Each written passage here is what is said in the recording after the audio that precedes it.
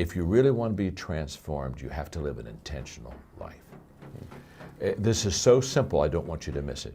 Most people don't lead their life, they accept their life.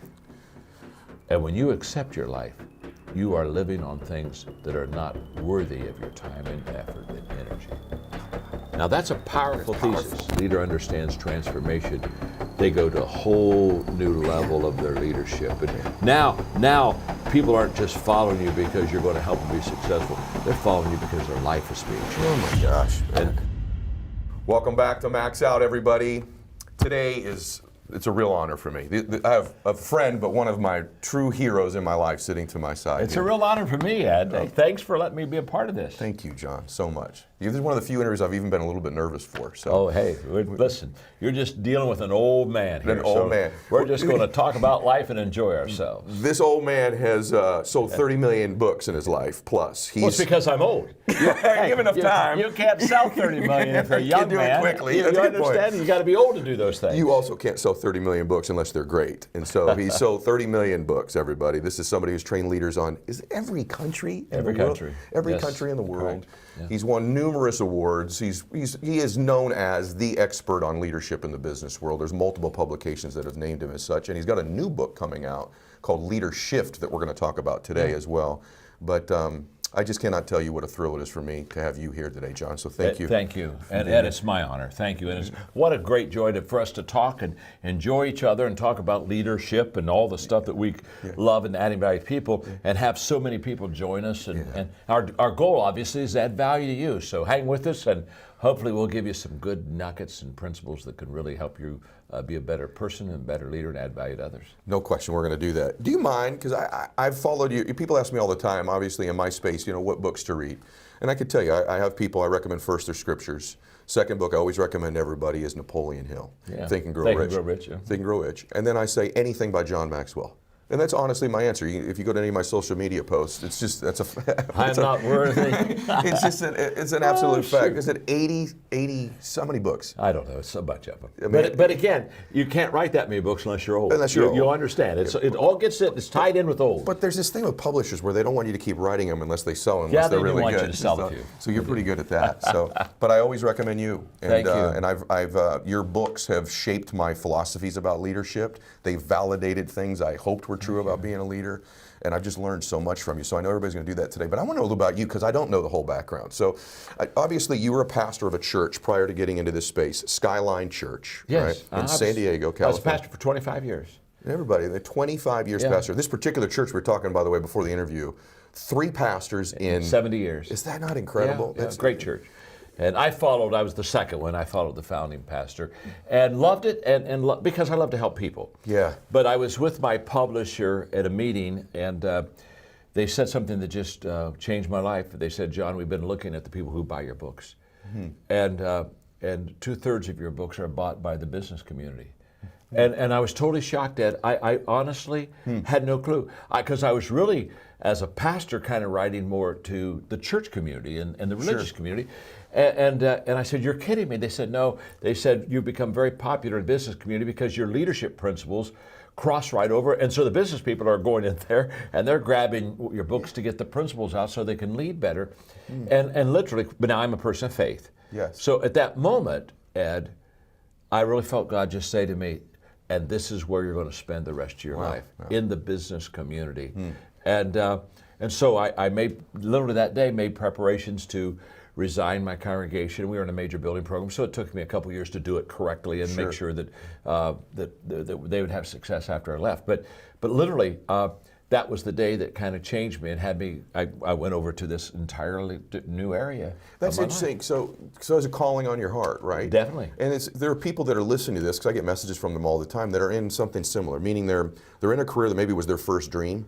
Yeah. You know what I mean? Like this was their dream. They thought this is what they wanted to do. They've gone down the road to a certain extent, but they're feeling this tug on their heart to maybe chase their passion or their mission. What would you say to those people? That had to be a difficult decision. You had all these people relying on you. Oh, of course. Well, first of all, if you're very successful, whatever you leave, you're leaving something that's very successful. And what I found a long time ago, it's very easy to leave something that's bad. It's kind of like, get out of town. Thank you. What I mean? Right. Where's the exit? Right. But when it comes to something successful, people say, wow, I've got to give this up. I mean, this is really good for me. This is really working. In fact, I tell people all the time they need to do an autopsy on success. Because the greatest detriment of tomorrow's success is today's success.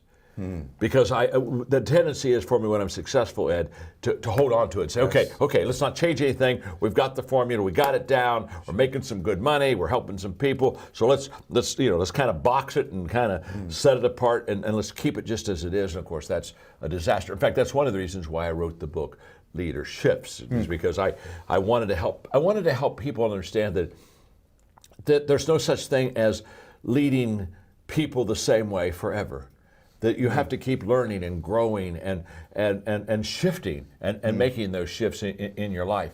But for me, when I made this transition into the business world, what I discovered was, as you were talking a moment ago, you feel the tug on your heart, the kind of like, wow, I started here and now I'm over here.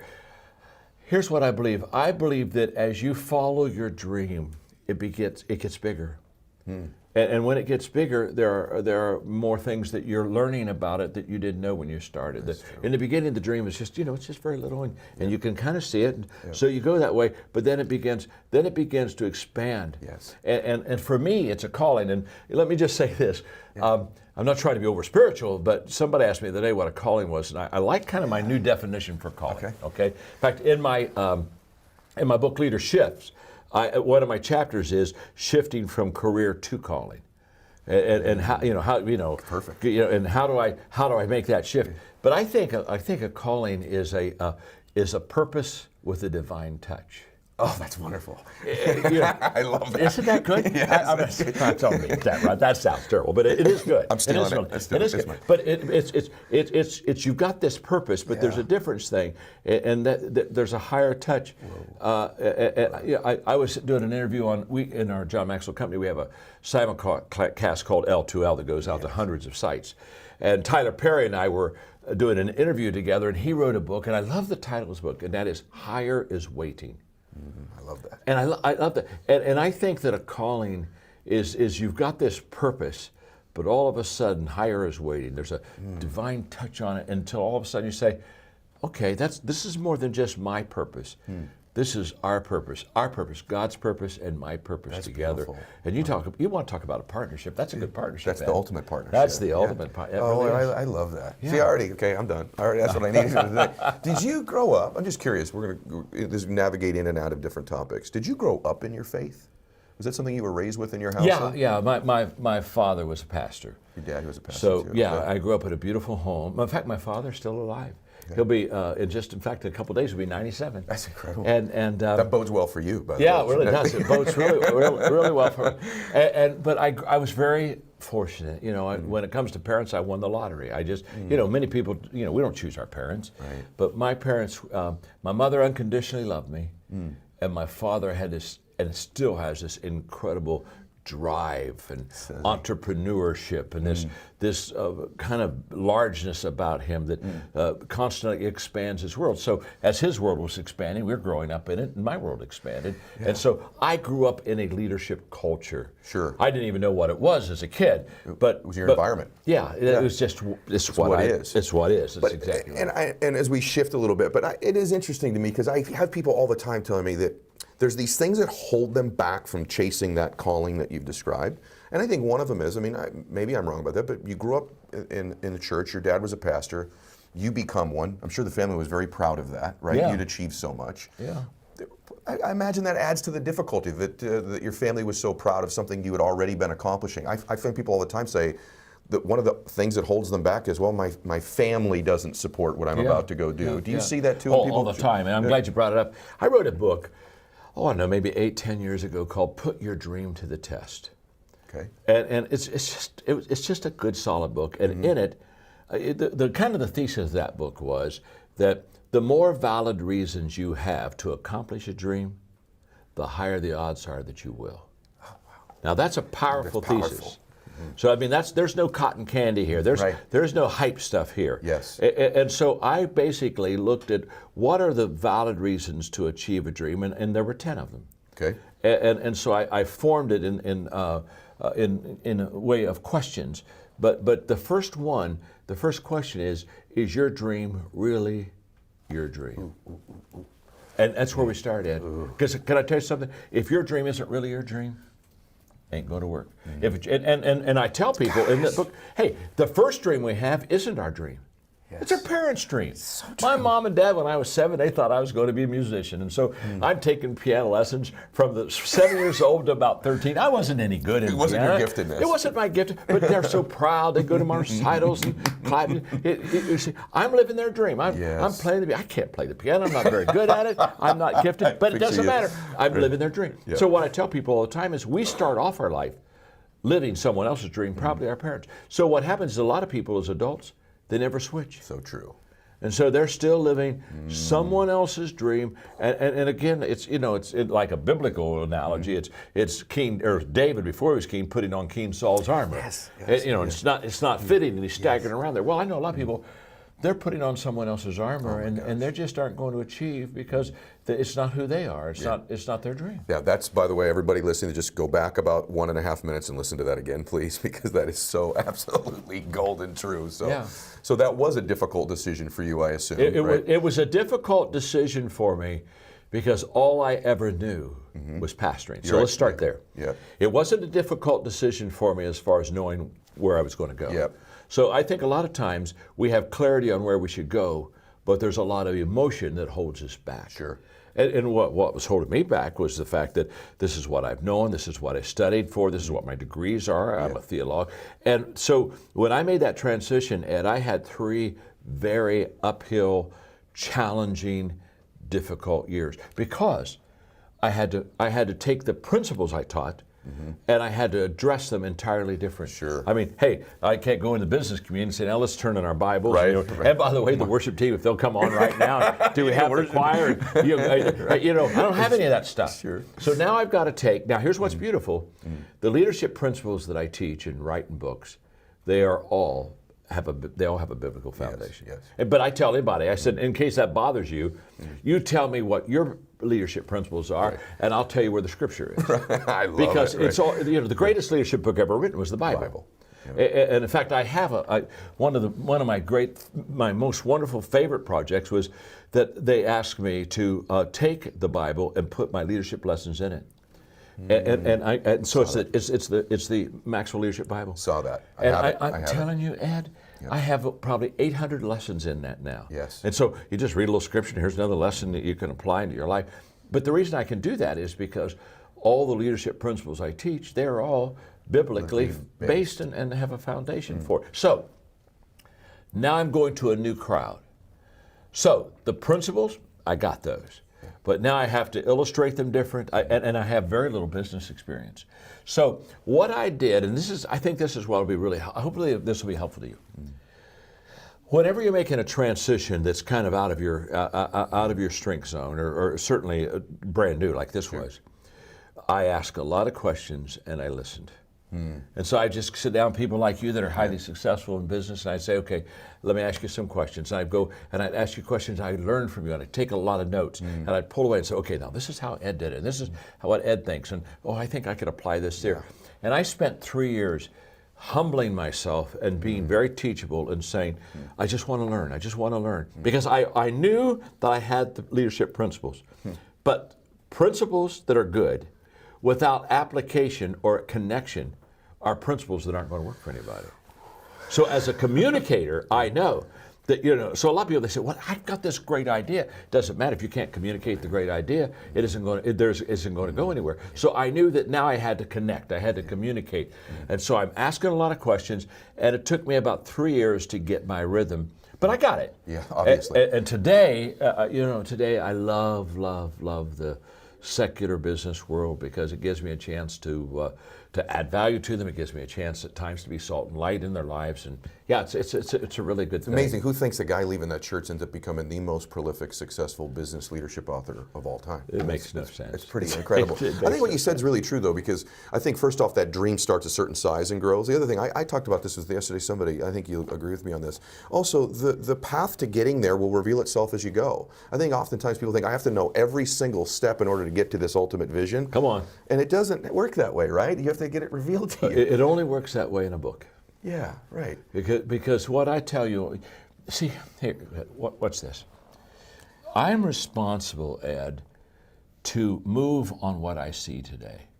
Mm-hmm.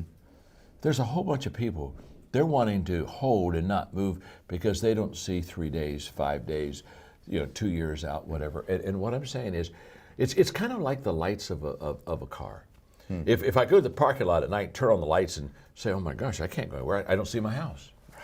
Well, no. Get in the car and start moving in the direction you're supposed to move in. And guess what? You only get about 300 feet of light. Right. You don't get you don't get 7 miles of light. You don't get to see your house. You got to utilize the light you got so that you can get to where you want to go. And so many people they're uncomfortable with that light because it's not long enough. And what's around the corner? And the whole issue is you don't know what's around the corner until you go around the corner. Oh gosh, that's so good. And so you just so you have to be very comfortable, which I am. You have to be very comfortable with traveling, not having all the answers. So true. But can I tell you something? The only way you get all the answers is to go all the way through. Absolutely. You don't get all the answers on this side.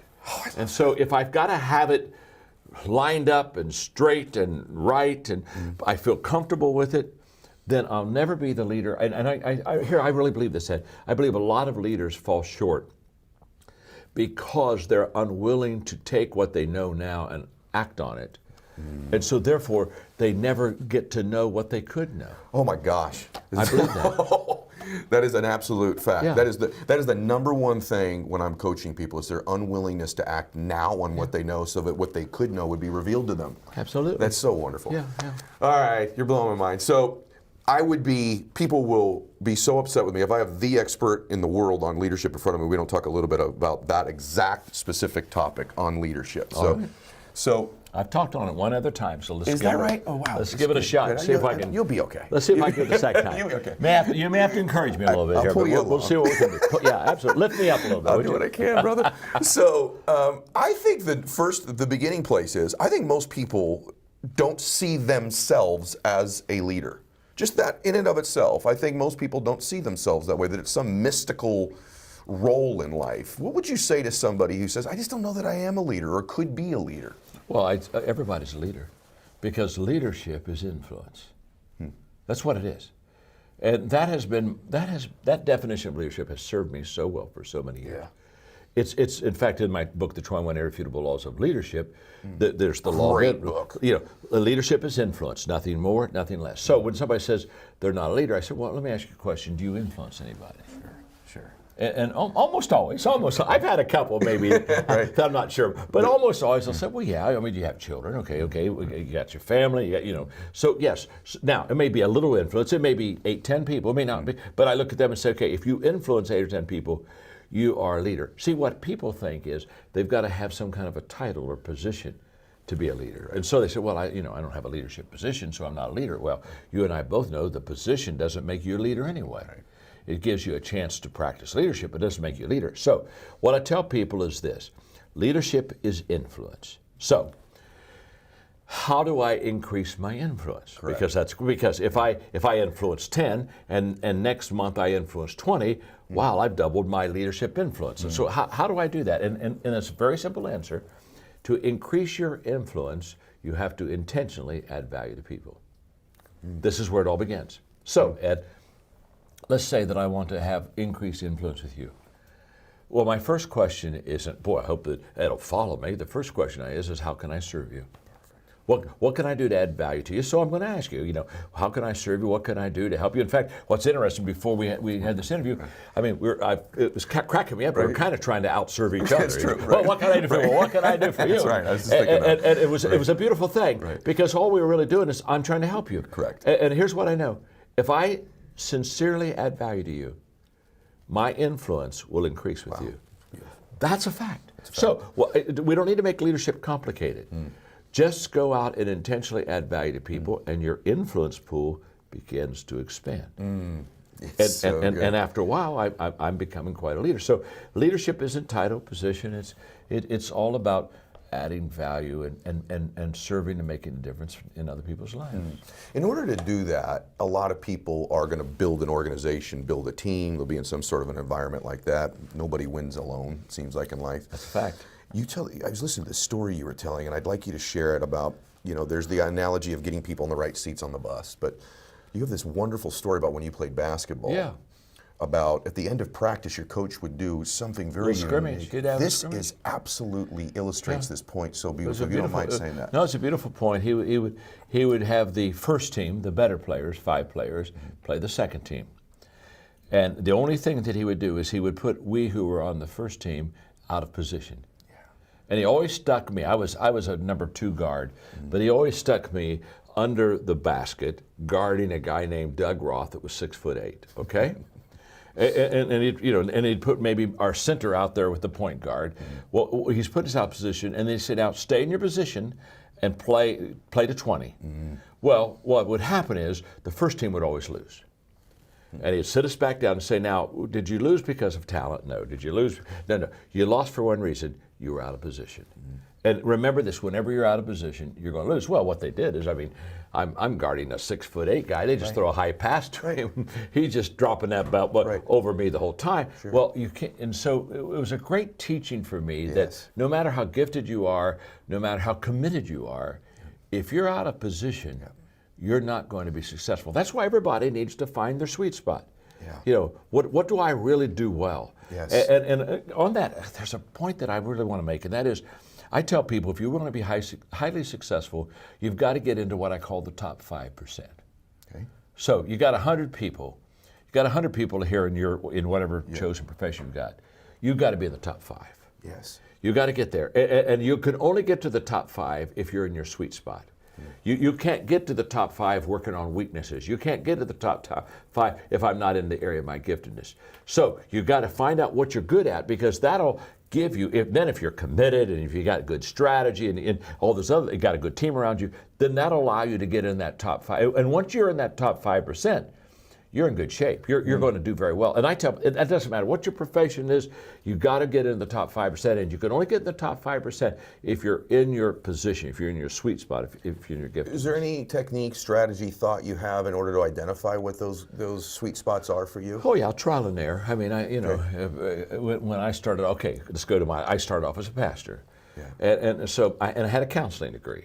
So now I'm counseling people. Well, it takes me about 6 months to realize I'm not any good at that. I'm not. It's not my gift. They're coming in and I'm listening to them, and then I say, well, okay, it's obvious. Here's your issue. Here's 3 things. And I write on a piece of paper and hand it to them and say, now go be healed. Do you know what I mean?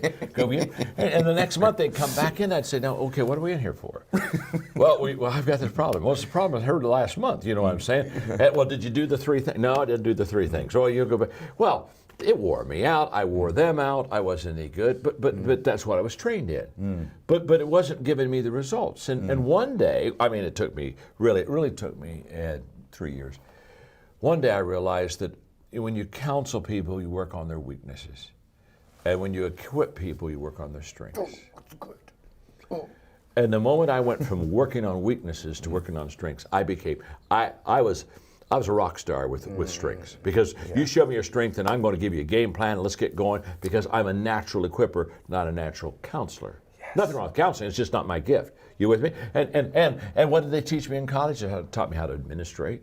Yeah. So I'm in my, I've got my little country church, I'm doing administration. Well, there's no return there. My gosh.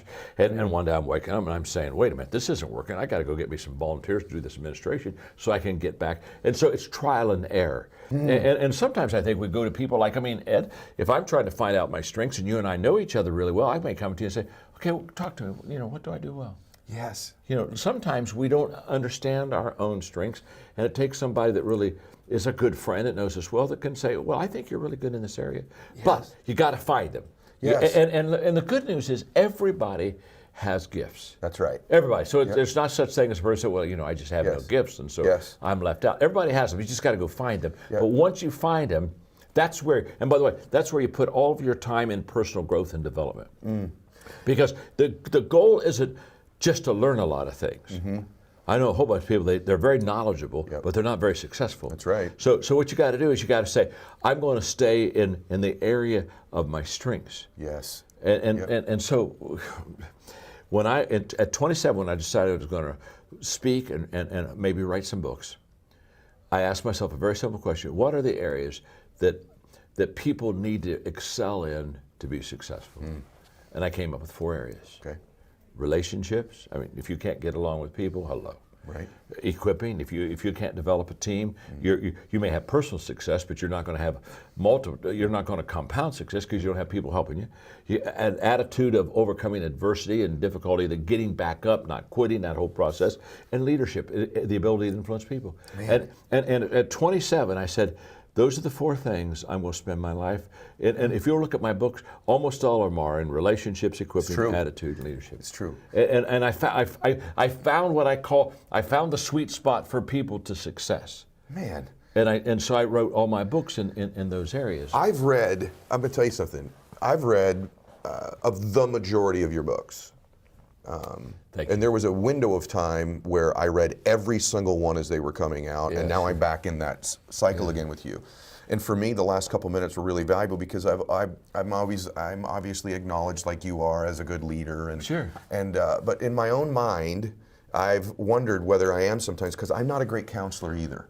And I mean that, like when people are looking for counsel from me, but what I am, I do feel like I'm really good at identifying giftedness in people. Yes. I see giftedness. I think I'm good at equipping people. And so leaders come in different shapes, sizes, and forms. That was just really a good validation just for me, and I think it would be for certain people listening to this, because I think also sometimes people that are really good at executing themselves potentially maybe struggle with counseling people on how to do things, but they're great at they could be great at equipping Oh, them to do them. absolutely, absolutely. And what I found is successful people are really good at finding their gifts, getting in their gift zone, and then just really staying there and becoming successful. I think they're happier too. Oh yes, but successful leaders, there's the difference.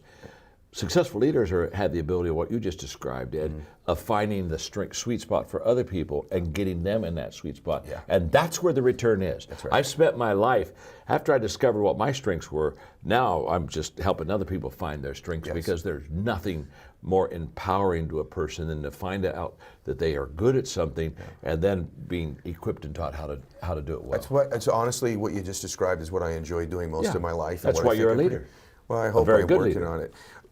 Thank you. I just want you to know something. Like the whole interview, everything we're doing today, that was valuable for me, because I've struggled even myself. Like, why am I?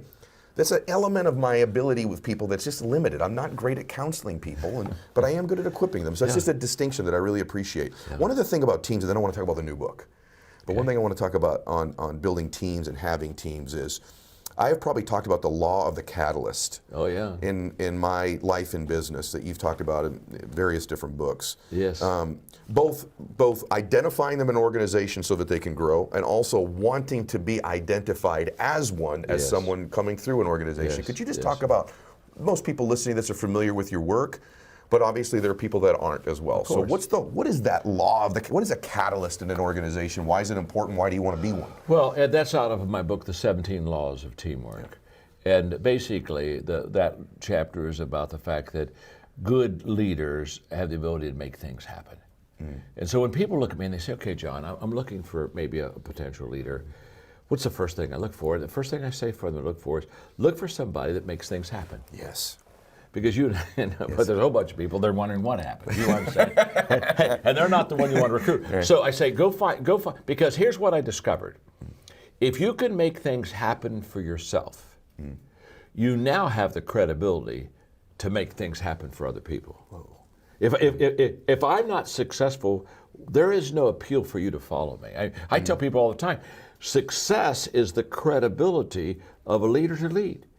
Because you think about it, nobody ever said, oh my gosh, I'm financially in deep weeds. Oh my gosh, I think I'm going to go call my buddy Joe. He's been bankrupt 3 times. Right. Hey Joe, help me. No, you don't follow Joe. Joe's been bankrupt 3 times. You got to go find somebody that's successful with money. So I'm true. going to get a divorce. Oh my gosh, well, I'm going to call Jack. He's been divorced 4 times. You know, Jack, help me with my marriage. You see, people, when they need help, the first thing they think about is who is better than me that I can follow. And so the credibility of a leader as far as to lead is that they're successful. I mean, if I'm successful, I say, hey, I'd want to join my team. Well, of course. I mean, if LeBron James was in the room right now, LeBron says, we're going to play a little basketball, and LeBron says, you know, I'll pick, and then John will pick. Well, when LeBron's there, you've got your hand up and say, LeBron, pick me, because you're going to win if you get LeBron. And every time I'm getting ready to pick, you're diving behind the chair. It's a fact. You don't want to be on my team. You're going to lose on my team. And so what I tell people all the time is that the first thing you've got to do is you got to get good yourself. If you're why would I ever think that I should lead somebody if I'm not any good at it? So true. Okay, but once I'm good and I've found my success, now I began to say, okay, how do I compound this? Well, I compound this by looking at Ed and saying, okay, Ed, let me help you find your sweet spot, and let's get you on this same road, because now all of a sudden, this is how I really build a team. And so the law of the catalyst is all about making things happen. And that's what I look for. I mean, Jack Welch, his phrase was, that, you know, who's going to get out of the pile? You know, he'd say when he's at General Electric, you know, there's a big pile of people in this company. Well, who's going to get out of the pile? Well, somebody's going to climb out. Mark Cole is the CEO. I have 6 companies, and Mark Cole's the CEO of them. And the reason that he is because he got out of the pile. He got out of the pile. He started in the stock room. And did he really? Yeah, Mark did? Yeah, absolutely. Did you really? Wow. And I just took him out last week. No. but That's awesome. Mark's here, by the way, and he's cracking up over Mark's this. here with us. But he got out of the pile.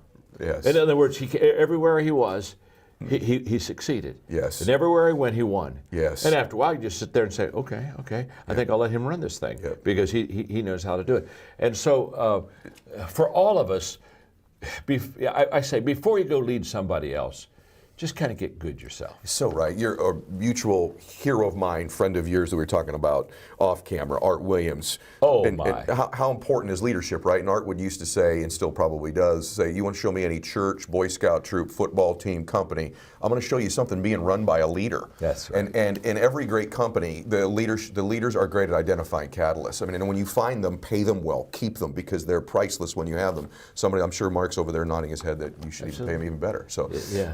But I wanted to say something to you about your books that I think are just, they're such great reads. They're easy to read. They're memorable. He makes points and then backs them up with incredible stories and anecdotes and quotes. And so it's the other thing about your books. They're incredibly, I would say, the information is profound, unique, and deep, yet very easy to, you equip people so well with the way you write it that it's transferable. That's right. The information is so transferable. You do that better than anybody's work that I read. I enjoy reading every single book. The problem with your books oftentimes is when you highlight them, you would almost be better off in John's books, highlighting the parts that you don't want to go back and remember, because it's literally just covered in highlighter when you highlight his books. I'm serious. Thank you, buddy. It's an absolute fact. I always get tired of highlighting. It's like every single part of every single page, it would seem to me. Well, I'm a communicator. So let's start here. You know, an educator takes something simple and makes it complicated. I mean, think of all my college, all this stuff. I mean, in an educational world, if you're not confused, they're not happy. So true. I mean, their sentences are a paragraph long. I mean, by the time I get down to the paragraph, I forgot what the first part of the sentence was. I got to go back and read the paragraph. Instead of short sentences, I'm dealing with a paragraph. But a communicator is exactly opposite. They take something complicated and make it simple. Wow. And so here's, when I write a book or when I speak, doesn't matter. My first objective is to keep it so simple that when I say it, it immediately resonates with people. Wow. In fact, anytime you have to explain what you said, you didn't say it right the first time. So my joke is I put the cookies on the lower shelf so everybody can have some. And so, simple as far as understanding, but deep, because there's a difference. Sure. But deep when it comes to profound results that it will make in your life. It's an absolute fact. So, I mean, one of the principles I teach is very simple. I just hold my arm up in the air and I say everything worthwhile is uphill. Everything. Everything. There's nothing in your life worthwhile it's not uphill. It's all uphill. Well, everybody gets it. I mean, it's all uphill. So good. You know, and here's the problem. You get uphill hopes, but we have downhill habits. Okay, we're in trouble. You know, got a downhill habit, you're not going uphill. Got to change that habit. So everything that I teach with a real passion to keep it simple, but keep it very practical, and make sure that the principle is life-changing. Yes. If you could do those three things, Wonderful. and then you really got it going. And when I wrote the book Leader Shifts, I've been sitting on that book probably for a good 12 years. Have you really? In fact, a lady on our team named Erin, who does a lot of content for me, Yes. she shared with me, she said, John, you really need to get that book out. And I kind of put it on the shelf and really wasn't too excited about getting it out because I thought, I don't know, this may be a little too simple. But when I started writing, I thought this is going to be life-changing. And now that I'm looking at the book coming out, I'm so excited because here's what happens. We start leading in a way that gives us some success. And immediately we get into this pattern. And what we don't understand is that leadership, if leadership is about anything, it's about adjusting and being flexible. And if you want to be a manager, then nail it, get it straight, do it the same way every time. That's management. But when it comes to leadership, in fact, if you go back into the 1980s, there were no leadership books in bookstores. Right. They were all management books. Right. Because you were trying to manage your company, your business. And then things began to change so fast, people were saying, this management stuff doesn't work because this baby isn't staying the same. I turned around and it moved on me. And so I've got to get in front of it. And so leadership is all about being in front. Well, if you're in front, one of the first things you know is if you're in front, you don't know everything. Yes. So the issue is not knowing everything. The issue is when you know something, adjusting as quickly as you possibly can. Because if we don't adjust quickly, we miss it. Yes. Because it's a timing thing. Especially today. Oh, well, I was getting ready to speak for a company recently, and their theme was fast forward, and we were doing a pre-call, and they asked me, they said, what's fast forward mean to you? I said, well, fast means faster. As you look in the future, if anybody thinks that the future is going to be a little bit slower, or I love these people say, well, honest to God, I'm just waiting for things to slow down. You know what? I would suggest dying. That's what that's probably about the only way it's going to slow down for you. So fast is faster, but let me tell you something. Forward is shorter. When I started off as a leader, we had 10-year long-range plans. And 5-year was a mid-range. A short-range plan when I started off, now I'm talking about in the dark ages now, was a 2-year plan. Yeah. Well, a 2-year plan now, that's a ridiculous long range. I mean, that kind of makes you suck air. You say, I think that's a little bit long. Yes.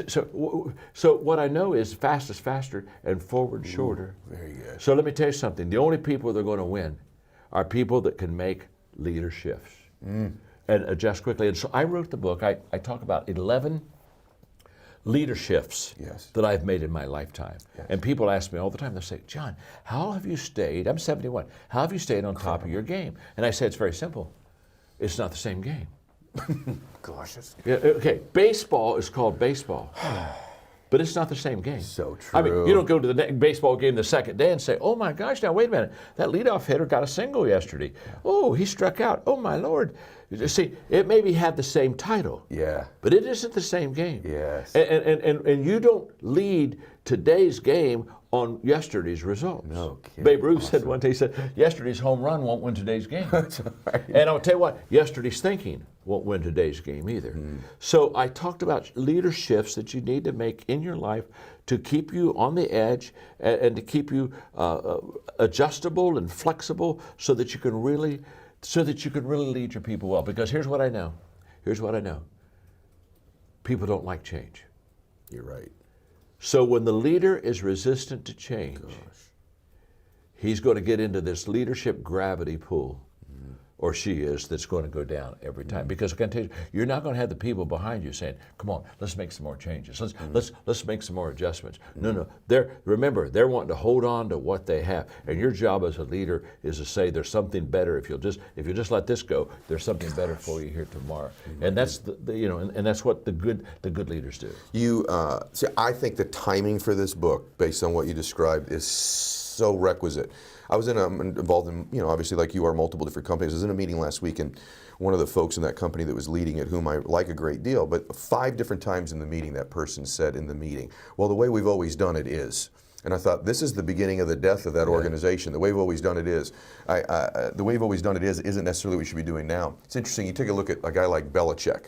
Yeah. Coach Belichick in the NFL, right? Great example. Great guy. And people say, well, why have the coaches that have left him maybe not had the success that he's had? And I think one of the reasons that happens, I work with a lot of the guys in that league, I think oftentimes when a coach leaves someone like that, they're constantly saying, well, what Coach Belichick always did is. Meanwhile, Coach Belichick's evolving all the time, and you've got this snapshot of the year or two you were with him. And so I think that's absolutely true in almost every business, that leaders take snapshots of both their own company or maybe even the person they worked with in the past that was a great leader. Yeah, Malcolm Gladwell makes a great statement on that, and he basically, his statement is that if you are comfortable today with what you were comfortable with yesterday, you're already in trouble. Man, that sounds and I believe that to be. Do you think that's part of you, John? I mean, I was thinking about you driving over here. We have several mutual friends, and I mean, right when I met you, you were the most energized, intense, confident, kind person that I recall ever meeting, right? I'm sure I've met, I mean, you are 71 years old, yet it seems like you're on your A game right now. A+ game, thank you. A+, and I know even how difficult it was even for us just to get a conversation today. And so you embody these things. One of the things about that I think makes a leader great too is they're congruent. So meaning the things you're writing about are the things you're doing. Oh, and that's so, beautiful. And you're incredible. So I want to make sure everyone has a chance to get this book. So the book's out in a couple weeks, everybody. It comes out February 5th, but they can pre-order it right now on Amazon.com. On Amazon.com. Absolutely. And so you're going to want to make sure that you do that, everybody, now. You want to be the first people to get this book. I obviously cannot wait for this book. I want the different organizations I'm involved with to read this as well. I'm telling you, listen, everyone. Not that John needs this. My full, complete, entire endorsement of the things this man teaches and writes, you have from me. And so please go get this. It's going to serve you. And when we say leader, by the way, a lot of you ladies that are listening to this that are entrepreneurs, your number one leadership job is dad or mom. And so when we're talking about the law of the catalyst, ask yourself, who's the catalyst in your family?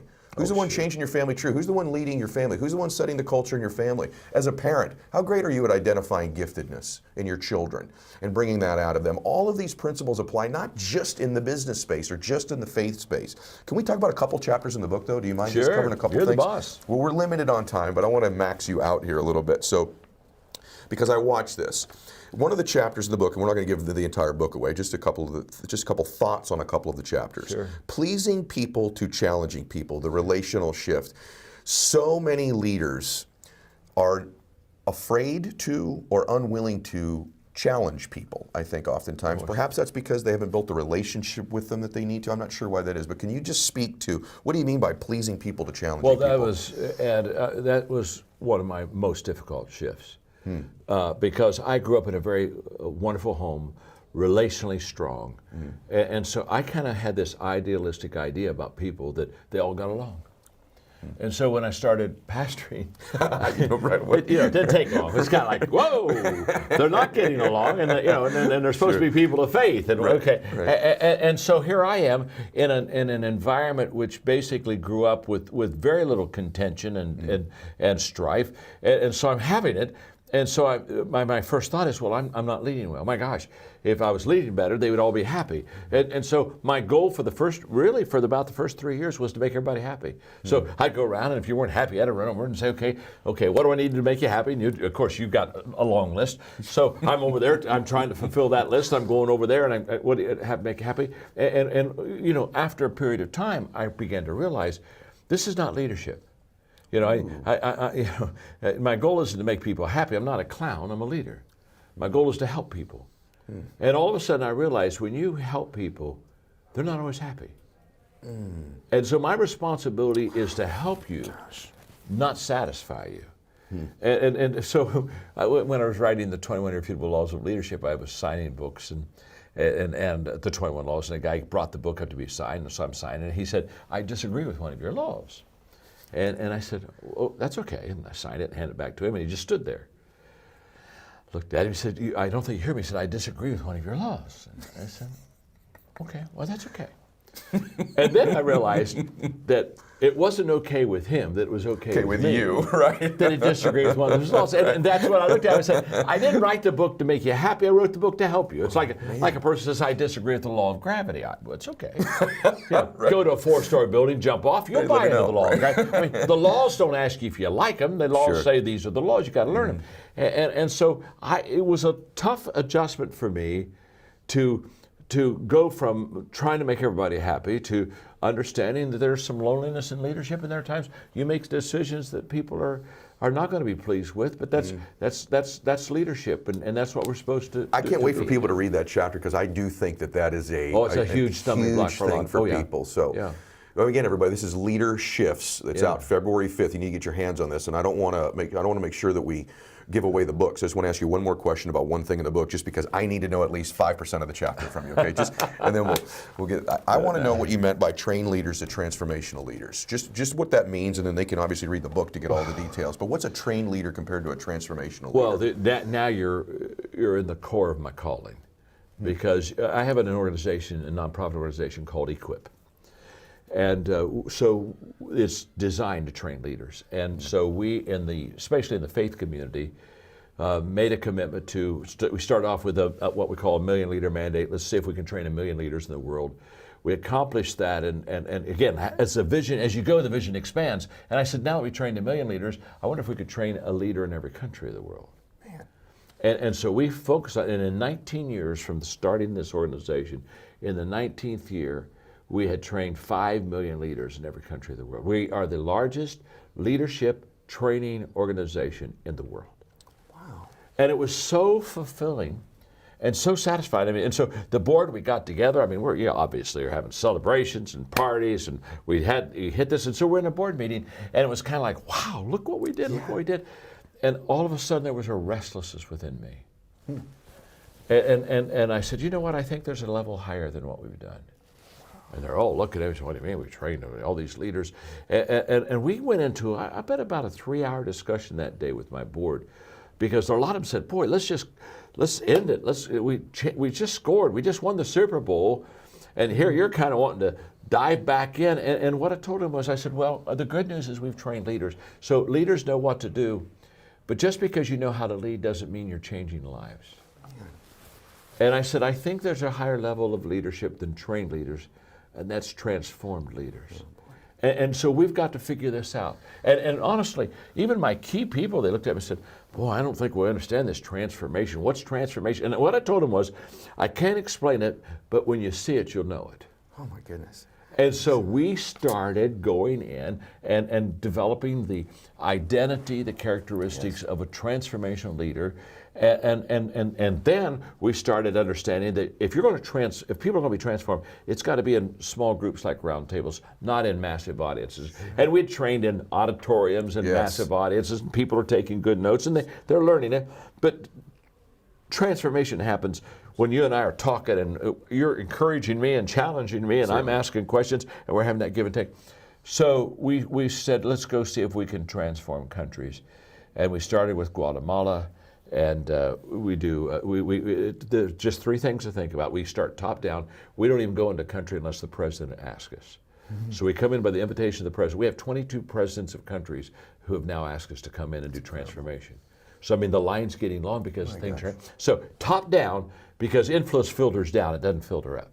So I mean, we go, with top government, top business, top education, top religion, top media, top arts. We go and we get permission. So it's top down, but then transformation also. It goes small round table to big. Mass movements don't begin with a mass. Mm-hmm. They begin with a few people. Mm-hmm. So it goes, round table, small, big, and then we teach values, because what changes people's lives are values, which is inside out. It's inside out, small, big, top down.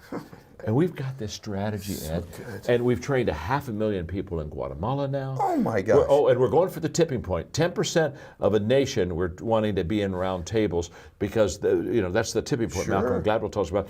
And we're in Paraguay now, and we are in Costa Rica, and I just came back from Kenya. I went to Saudi Arabia this year, and by the invitations of the leaders, of the country. Congratulations. And so it's so exciting. And so in leaderships, I talk about transformation, and it's just one chapter, but it was a shift I made, and it was a great shift. And but probably every book I write from now on, I'll have something transformation because we're seeing such life change, and I'm living and watching this that it's kind of like it's contagious, and I'm wanting to share it with others because I think that once a leader understands transformation, they go to a whole new level of their leadership. And now people aren't just following you because you're going to help them be successful. They're following you because their life is being changed. Oh my gosh. And that's a whole different game. You everybody, I know you're hearing this, and we've taken so much of your time, but this man's, you're just a treasure. I mean, there's one of him, everybody. There's nobody like this.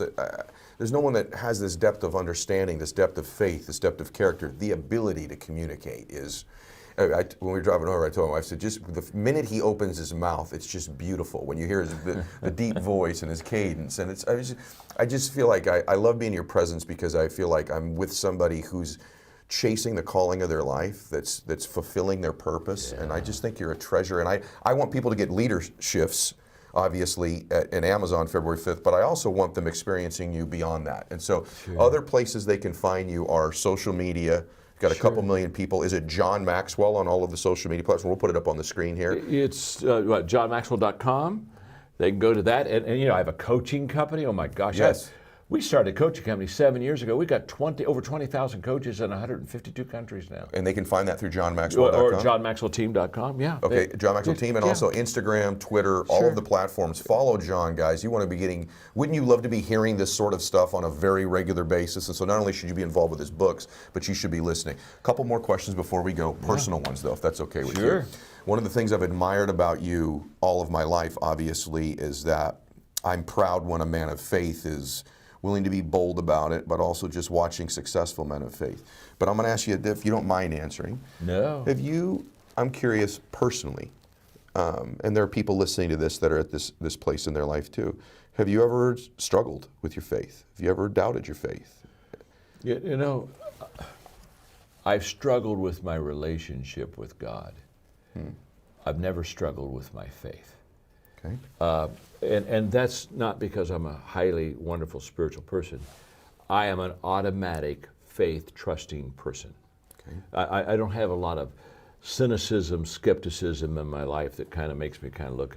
In fact, probably my strength is my weakness. I'm very trusting with people, and so the good news is everybody feels very embraced. And the bad news is that I can certainly and have had times when that wasn't the best thing. So with my faith, as far as my faith in God, that's never. But my relationship I have, it's always centers always around one thing. See, I believe that the key to success for a person of faith is obedience. So if somebody said, John, how can I have a successful walk with God? I would just say, obedience. Because that's how we get into the rhythm of a relationship, is obedience. And there have been times I've been disobedient. Okay. And what I tell people is when you're in the rhythm of a relationship with God in obedience, it's very natural. I don't get up and say, oh, I'm really obedient today, and oh my gosh, woo. Yeah. I'm just in that rhythm. Sure. But what I tell people all the time is if you're in a rhythm of obedience and then you do something wrong, it just stands up. It waves a flag. It's like you may not know you're always obedient, but you will know when you're disobedient. And there have been times when I put myself over God and put my own desires over God, or my own will, or my own way over God. And I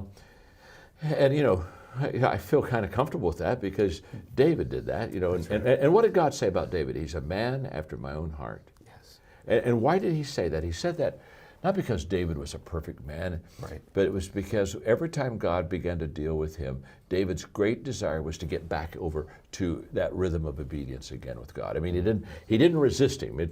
He strayed, but he came back. So, oh my gosh, I got to get back over in that rhythm.